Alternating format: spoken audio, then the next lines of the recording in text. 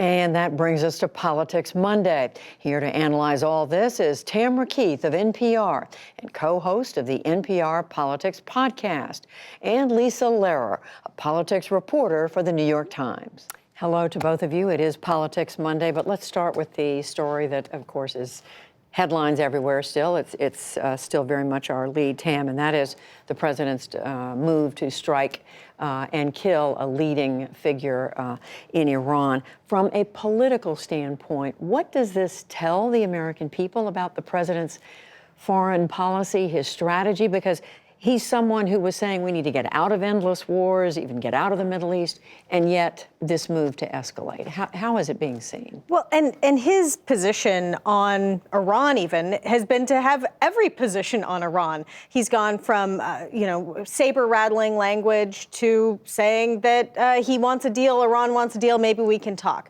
And then this happened. He has truly been all over the place about foreign entanglements.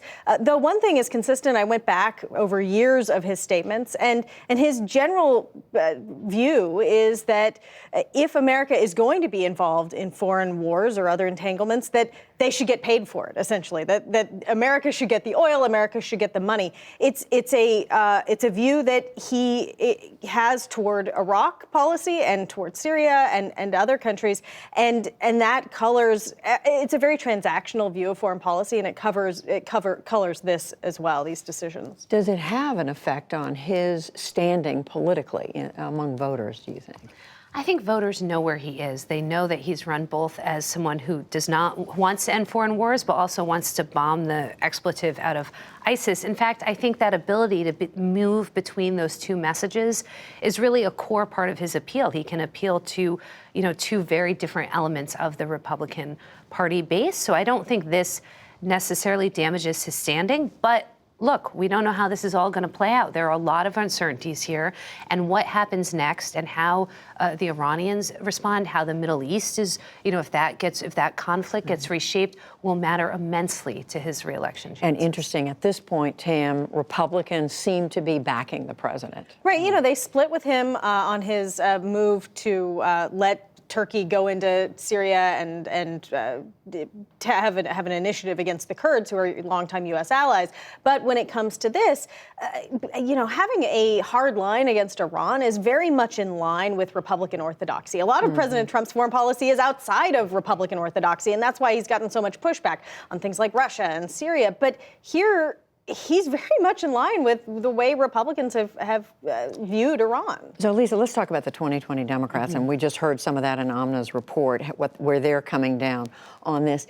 Is this likely to in any way shape, we are less than a month from the Iowa caucus, first votes, to have an effect on the race, to reshape this race somehow? Well, it's really hard to say, right? Because there is just so much going on. Remember, before we were talking about Iran, we were talking about impeachment, and we're likely to come back to that this week. So these things are moving so quickly, and you don't hear a ton of questions when you're out with these candidates about impeachment, about Iran. The questions remain largely what they've been for the past, year or so, which is healthcare, college, cost of college, climate change, and electability, which is the main thing for a lot of Democratic voters.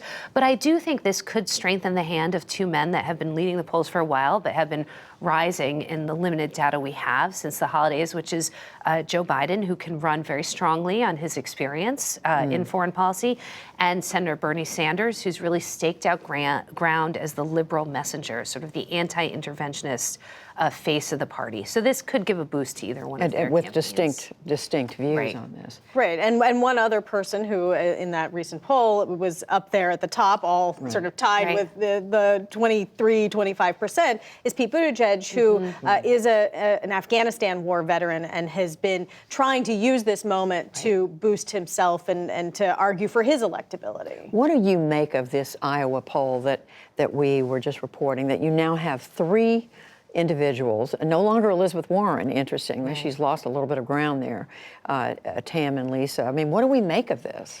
I think the race remains unbelievably fluid. You have these three guys at the top. Elizabeth Warren, while she's fallen, is still in the mix. Amy Klobuchar, by some accounts, may be in the mix in Iowa.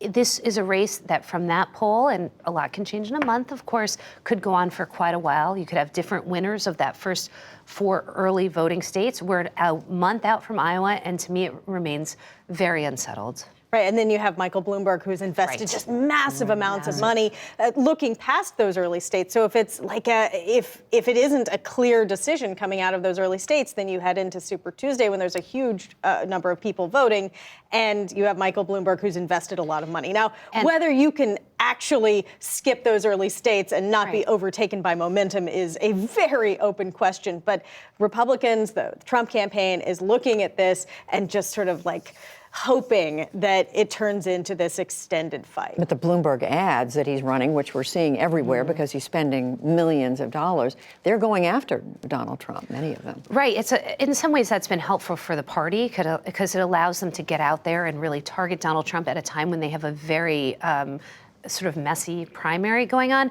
What's unbelievable about Michael Bloomberg is that we've just never seen anyone spend this much money. If he continues on this pace, he will have spent by Super Tuesday the same amount that Barack Obama spent in his entire general election on ads. So we don't know. Traditionally, entering the race late is a bad idea, but we just don't know how this is going to play out because we haven't seen it before. And that's a lot of what we're seeing in this race. It's very unpredictable. Unprecedented. And we should say Super Tuesday. We all know when it is, but it's early March. Right. It's just 2 months from now. And what your point is, he's spending more than President Obama spent in the entire campaign year. Just a quick note to make here that I want to point out for our viewers at the end. We did learn today that Secretary of State Mike Pompeo, in a meeting today with the Senate Majority Leader Mitch McConnell, announced that he is not going to run for the Senate in the state of Kansas, something that many Republicans had been urging him to do. Pat Roberts stepping back from the Senate.